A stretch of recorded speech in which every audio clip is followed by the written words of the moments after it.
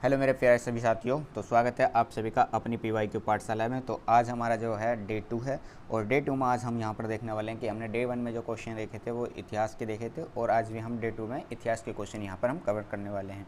तो चलिएगा स्टार्ट करते हैं। देखिएगा, राज तरंगिणी पुस्तक का लेखक किसे कहा जाता है? तो आंसर हो जाएगा कल्हड़ को कहा जाता है और इनकी पुस्तक में जो है कश्मीर के राजाओं का इतिहास है। तो राज तरंगिणी में पूछा जाता है किस राजा का उल्लेख मिलता है, तो ये कश्मीर के राजाओं का उल्लेख मिलता है। देखिएगा, अष्टाध्यायी पुस्तक का लेखक कौन था? तो ये पाणिनि अष्टाध्यायी के लेखक थे। यह संस्कृत व्याकरण की पुस्तक है। अगला है हमारा, देखिएगा, सबसे प्राचीन स्मृति यानी कि जिसे कहा जाता है मनुस्मृति है। इसके लेखक कौन है? तो मनु इसके लेखक हैं, मनुस्मृति के। जैन साहित्य को क्या कहा जाता है? तो आगम कहा जाता है जैन साहित्य को। जैन धर्म का प्रारंभिक इतिहास किसे कहा जाता है? तो कल्पसूत्र को कहा जाता है जैन धर्म का प्रारंभिक इतिहास। इसकी एक और नामक एक पुस्तक है जिसको क्या कहता है भद्रबाहु ने लिखी थी। एक कल्पसूत्र नामक क्या है पुस्तक है, जिसे किसने लिखा था? तो भद्रबाहु ने कल्पसूत्र को लिखा था। अगला है जातक कथाएं बौद्ध धर्म से संबंधित हैं। इसमें महात्मा बुद्ध का पुनर्जन्म की कहानियाँ हैं। अगला है भारत का सबसे प्राचीनतम नगर किसे माना जाता है? तो मोहनजोदड़ो को माना जाता है, जिसका शाब्दिक अर्थ होता है मृतकों का टीला। असम में पाया जाने वाला गिब्बन भारत का एक मात्र कपि है। देखिएगा, भारत में एकमात्र कपि है जिसका नाम क्या है? गिब्बन है। चलिएगा आगे चलते हैं। अब हम बात करते हैं सिंधु घाटी सभ्यता से जुड़े हुए फैक्ट्स की, जो कि हमारे वन लाइनर के यहाँ पर फॉर्म में दिए गए हैं। देखिएगा, सिंधु घाटी सभ्यता का काल, ये बहुत बार पूछा गया है। काल कितना है? तो 2500 ईसा पूर्व से 1750 या यहाँ पर कभी कभी 1800 ईसा पूर्व भी मिल जाता है। अगला है हड़प्पा कालीन। जो हड़प्पा है, हड़प्पा टीले का शाब्दिक अर्थ क्या होता है, या इसका उल्लेख क्या है? तो इसका उल्लेख जो करा था, तो देखिए इसका उल्लेख करा था 1826 ईस्वी में चार्ल्स मैनसन ने इसके द्वारा करा गया था। और हड़प्पा संस्कृति को कांस्य युगीन सभ्यता भी कहते हैं। तो हड़प्पा युगीन सभ्यता को क्या कहा जाता है? कांस्य युगीन सभ्यता कहा जाता है। इन लोगों को तांबे में टिन मिलाकर कांसा बनाने की विधि आती थी, तो इसलिए इसको क्या कहा जाता है? कांस्य युगीन सभ्यता कहा जाता है। अगला है सिंधु सभ्यता की खोज। देखिएगा, सिंधु सभ्यता की खोज दयाराम साहनी ने करी थी। इस सभ्यता यानी सिंधु घाटी सभ्यता मुख्यतः निवासी थे। कैसे थे? ये द्रविड़ थे तथा इसमें भूमध्य सागरीय थे। यह एक नगरीय सभ्यता थी। देखिए कि सिंधु घाटी सभ्यता जो थी वो कैसी थी? द्रविड़ शैली में थी। और कैसे थे? ये नगरीय लोग थे ये। अगला है, देखिए कि सिंधु घाटी सभ्यता का बंदरगाह जो था वो किसे माना जाता है? लोथल को सिंधु घाटी सभ्यता का बंदरगाह मानते हैं। सिंधु सभ्यता की लिपि, जिसे भावात्मक चित्र या चित्रात्मक थी। जो सिंधु घाटी सभ्यता की जो लिपि थी वो कैसी थी? चित्रात्मक थी। यह लिपि दाएं से बाएं लिखी जाती थी, यानी कि ये इधर की तरफ से लिखते हुए चलते थे बाएं साइड को। चलिएगा अगला है, देखिएगा सिंधु घाटी सिंधु सभ्यता, जो सिंधु सभ्यता है वो नगर तथा घरों को बनाने के लिए ग्रिड पद्धति अपनाई जाती थी। कैसी पद्धति अपनाते थे ये लोग? ग्रिड पद्धति अपनाते थे। सिंधु समाज कैसा था? तो मातृसत्तात्मक समाज था सिंधु समाज जो था। मोहनजोदड़ो से देखिए नर्तकी की एक मूर्ति मिली थी। ये कांस्य से निर्मित मूर्ति थी। लोग मिठास के लिए शहद का प्रयोग करते थे। जो लोग थे ये मिठास के लिए किसका प्रयोग करते थे? तो शहद का प्रयोग करते थे। सैंदववासी दशमलव प्रणाली, जिसे ग्रेडिंग पद्धति कहते हैं, प्रणाली पर आधारित बाटों का प्रयोग करते थे। देखिएगा ये किसका प्रयोग करते थे? तो दशमलव प्रणाली का प्रयोग करते थे, बाटों का जो प्रयोग करते हैं। अगला है लोथल से। देखिएगा लोथल में मिट्टी से निर्मित घोड़े की प्रतिमा प्राप्त हुई है। यहाँ गाय के साक्ष्य नहीं मिलते हैं। तो देखिएगा लोथल से जो है किसके घोड़े के साक्ष्य मिले हैं? वो भी मिट्टी की मूर्ति के, जबकि गाय के साक्ष्य यहाँ से प्राप्त नहीं हुए।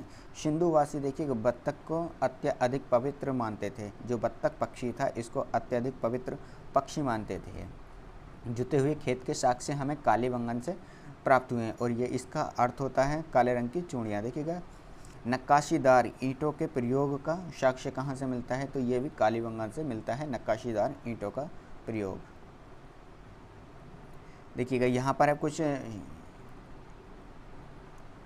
ये दिए गए हैं स्थान। सिंधु घाटी सभ्यता के प्रमुख स्थल कौन कौन से स्थल हैं और कौन सी नदी के किनारे हैं, ये बहुत बार पूछे जाते हैं। देखिएगा जैसे हड़प्पा पाकिस्तान में स्थित है, रावी नदी के किनारे। मोहनजोदड़ो कहाँ है? पाकिस्तान में स्थित है, सिंधु नदी के किनारे। चहुंदड़ो पाकिस्तान में है, सिंधु नदी के किनारे। कालीबंगन कहाँ पर है? राजस्थान में है, घग्गर नदी के किनारे पर है। लोथल कहाँ पर है? गुजरात में है, भोगबा नदी के किनारे पर है। रोपड़ कहाँ पर है? पंजाब में है, सतलज नदी के किनारे पर। देखिएगा आलमगीरपुर उत्तर प्रदेश मेरठ कहाँ पर है? हिंडन नदी के किनारे पर है। देखिए रंगपुर, अब बात करते हैं किसकी? रंगपुर कहाँ पर है? गुजरात में है, ये मदार नदी पर है। धोलावीरा गुजरात में है, ये भी कहाँ पर है? मदार नदी के किनारे पर है। वनबाली कहाँ पर है? ये हरियाणा में है, कहाँ पर है? ये रंगोई नदी के किनारे पर है। सूतकांगे डोर, देखिए सूतकांगे डोर कहाँ पर है? तो पाकिस्तान में है। ये किस नदी पर है? तो दाश्क नदी पर स्थित है ये सूतकांगे डोर। मोहनजोदड़ो से प्राप्त हुई सबसे बड़ी इमारत जिसे क्या कहा जाता है? अन्नागार है। तो सबसे बड़ी इमारत कौन सी थी? अन्नागार था। इनकी मुख्य फसलों में गेहूँ आता है, जौ आता है, और ये सूती एवं ऊनी वस्त्रों का प्रयोग करते थे। तो ये मुख्य फसलों में जो थे इनके जौ और गेहूं थे, और ये सूती वस्त्रों का क्या करते थे? प्रयोग करते थे। अग्निकुंड के साक्ष्य लोथल से मिले हैं। कालीबंगन से जो है लोथल तथा कालीबंगन से प्राप्त हुए, और कालीबंगन का अर्थ होता है काले रंग की चूड़ियाँ। मन के बनाने के कारखाने कहाँ मिले? तो लोथल में मिले हैं और चहुंदड़ों से प्राप्त हुए हैं। चावल के साक्ष्य कहाँ से मिलते हैं? तो लोथल से चावल के साक्ष्य प्राप्त हुए हैं।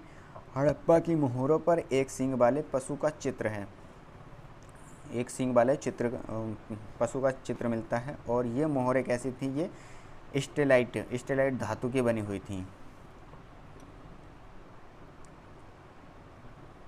इस सिंधु सभ्यता के लोग मातृ देवी की पूजा करते थे और पशुपति, और पशुओं में जो किसकी पूजा करते थे? तो कुबड़ वाला जो पशु था उसकी पूजा करते थे, ये कुबड़ वाले पशु की, और पशुपति की भी पूजा करते थे ये सिंधु सभ्यता के लोग। अगला है, ये लोग सूती एवं ऊनी वस्त्रों का प्रयोग करते थे तथा मनोरंजन के लिए ये लोग मछली पकड़ना, शिकार करना व पशु पक्षियों को आपस में लड़ाना और पासा खेलने का इनका प्रयोग करते थे ये मनोरंजन के लिए। इनको तलवार का ज्ञान नहीं था, और आग में पकी हुई मिट्टी को ये टेराकोटा कहते थे। ये जो आग में पकी हुई मिट्टी होती थी उसको क्या कहते थे? टेराकोटा कहते थे। देखिएगा अगला है, सिंधु समाज में पर्दा प्रथा तथा वेश्यावृत्ति भी प्रचलित थी। तो यहाँ पर पर्दा प्रथा भी देखने को मिलता है और वेश्या प्रवृत्ति भी यहाँ पर क्या है? देखने को मिलती थी। सिंधु सभ्यता के लोग लाल मिट्टी से क्या करते थे? बर्तन बनाते थे और उस पर काले रंग का डिजाइन बनाते थे। बहुत बार पूछा गया है कि जो सिंधु सभ्यता के लोग थे वो मिट्टी पर किस रंग का प्रयोग करते थे? तो देखिएगा काले रंग का डिजाइन करते थे ये। और कैसी मिट्टी का प्रयोग करते? लाल मिट्टी का।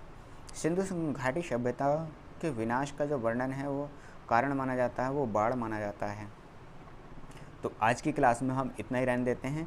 अगली क्लास में हम यहाँ पर देखेंगे वैदिक सभ्यता। वैदिक सभ्यता में हमारा देखिएगा वैदिक काल को 2 भागों में बांटा गया है, एक को हम ऋग्वैदिक काल कहते हैं और एक को उत्तर वैदिक काल कहते हैं। तो मिलते हैं नेक्स्ट क्लास में, तब तक के लिए जय हिंद, वंदे मातरम। यदि चैनल पर नए बने हुए हैं तो चैनल को सब्सक्राइब कर लें, साथ के साथ बेल आइकन को ऑन कर लें। जय हिंद, वंदे मातरम।